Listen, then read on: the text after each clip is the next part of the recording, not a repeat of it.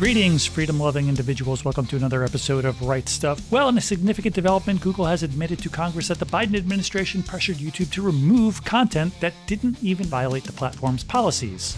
In a significant development, Google has admitted to Congress that the Biden administration pressured YouTube to remove COVID-19 content that did not violate the platform's policies.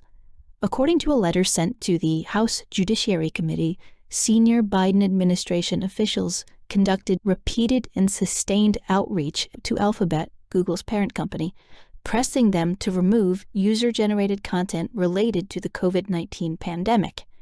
Google's attorney stated that Biden administration officials created a political atmosphere that sought to influence the actions of platforms based on their concerns regarding misinformation. Now, an argument might be made that they were doing this in an effort to combat misinformation in the interest of the public's health, but they were actually censoring doctors. Doctors were coming out with their experience, trying to inform the public on what this virus was and what it wasn't, trying to alleviate some of the fears, trying to spread actual information based on their experience with the patients they were treating, and Google deleted their videos. You weren't allowed to hear them. All right, let me ask you about the media aspect of this, because I find this outrageous. Facebook banned any post for 4 months about COVID coming from a lab. Of course, now even the Biden administration is looking into this. Right. Google, a Wall Street Journal reporter asked the head of Google's health division, notice that they don't do autofill searches for coronavirus lab leak the way they do it for any other question. And the guy said, well, we want to make sure the search isn't leading people down pathways that we would find to be not authoritative information. Well, you were wrong, Google and Facebook. Right. We don't know. The reason why we want you is because we're checking on this shit. He said, we want to ensure the first thing users see is information from the CDC, the WHO. That's who I'm checking on.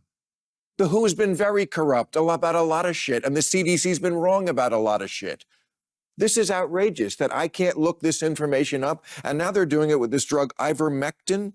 They threw Brett Weinstein off YouTube, or almost.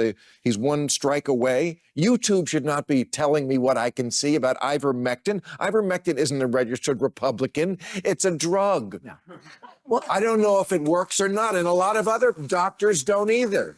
It's so strange when Bill Maher is the voice of reason, but I got to give the guy credit. I mean, he calls BS when he sees it. But Google has been involved in stuff like this for a long time. They've been manipulating search results.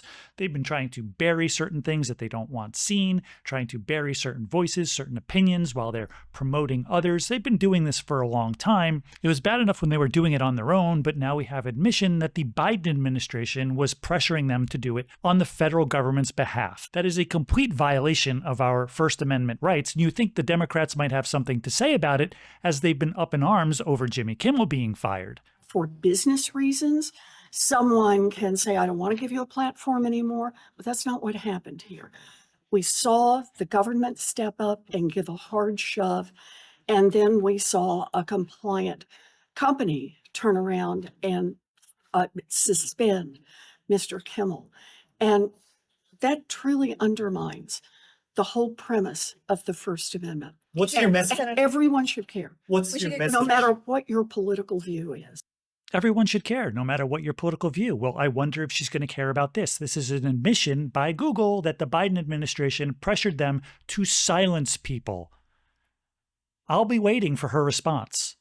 Now, as you might imagine, Jimmy Kimmel's colleagues, like Stephen Colbert, are coming to his assistance, and not just his assistance. They're coming to the assistance and rescue of the First Amendment. So I wonder if they're going to have anything to say about this. Are they going to come to the defense of the First Amendment in this case? Are they all going to rally around the First Amendment and rally for the people that were banned from YouTube? I doubt it. I think we all know the answer to that question. They only care about free speech when it benefits them.